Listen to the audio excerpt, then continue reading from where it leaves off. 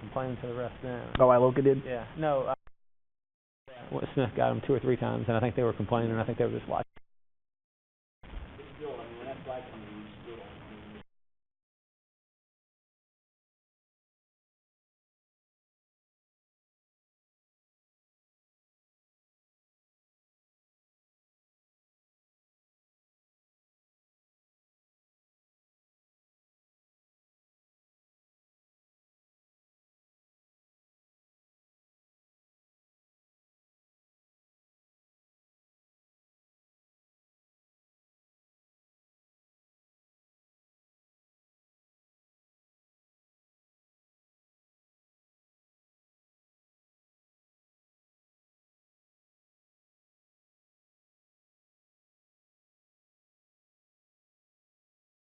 Because I thought he if he didn't think it was the right call, he'd have yacked. Oh. No, he'd have yacked. Yeah, but he did.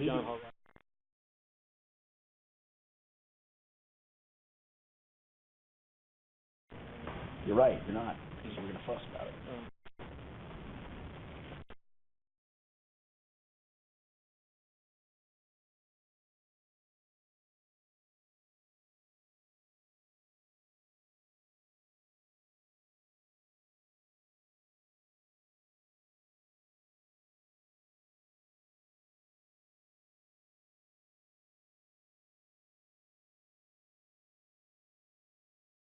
Defensive line got pressure all day. Yeah, I heard counting me to 5:30, and then I lost you. Played a lot better. They give 294. I mean, they got 10 points off of starting to drive at the 18, and starting to drive at the 30, and starting to drive at the 8. And then had that long drive in the first. Well, then give me a 4:30. The third quarter was the only one. I had 100. Okay. All right. 168 or 293 in those 2 drives. Yeah.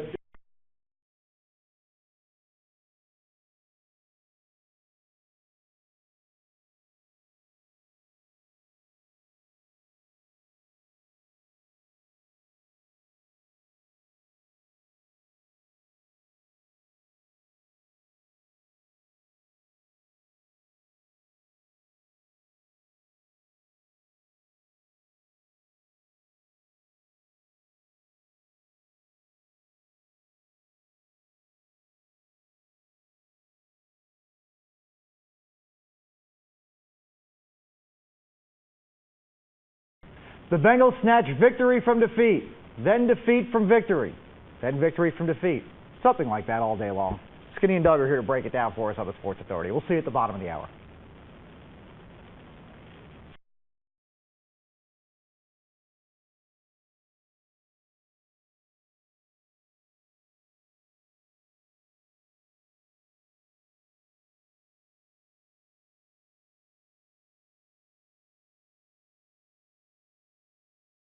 Okay, back now with Richard Skinner from the Enquirer.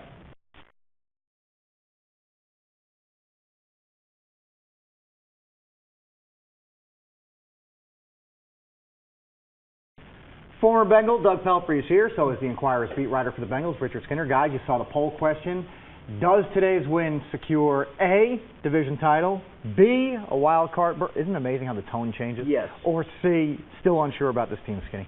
I'm still unsure just because of what the schedule brings them the last 7 games. What today did, though, was it puts you in position to be 6-2-1 heading into that rough 7-game stretch at the end, and they almost had to be at least the 6-win plateau to really give themselves any chance, just because those last 7 games are so hard. Doug, what do you think about the poll? To me, to play the game, I think it is wild card at least. To me, it puts them right where they need to be. Obviously, I didn't think they'd tie a game, but I thought it could be 7-2 after 9 games, like Skinny said, going into kind of the home stretch here. But I think we're right on pace. I do think we'll win the division too, so I think it's kind of A and B.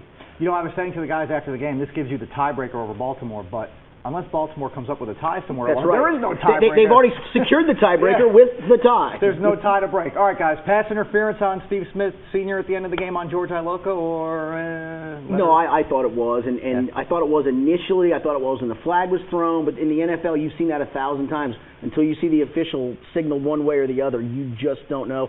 You know, Iloka was pretty definitive, as you can imagine he would be. Steve Smith didn't comment a whole lot on it, which lends me to believe that Steve knows that it was not an interference on him. What were you thinking as you saw the play and saw the flag? I thought, this is my Bengals. This is the Bengals I played for. I was like, you got to be kidding me. And then when I saw the flag, I was like a little bit more relief than anything because, you know, it'd have been such a shame to be up 17-6. It kind of feel like you got the game kind of salted away, and then you go from that to, oh my gosh, it's 24-20, and we're in trouble. You know, and it was 17-6, and the Bengals appeared to be well on their way.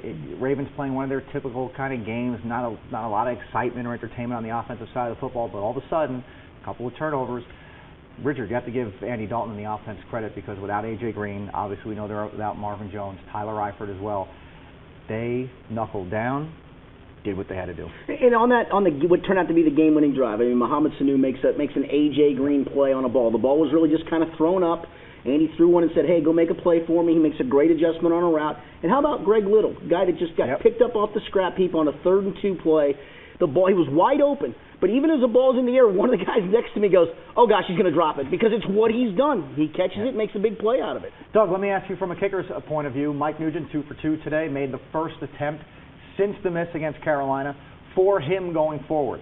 How big were those 2 kicks today, and particularly the first one? That was one of the things I wanted to highlight because I do think this is big for Nugent because, I mean, obviously the guy's a solid kicker. He just, you know, he went through a kind of a rough patch, and I think, you know, from here on out, I think he's going to be on a nice little stretch between now and the end of the year. What this does for him, a game like today, 2 kind of short field goals, wasn't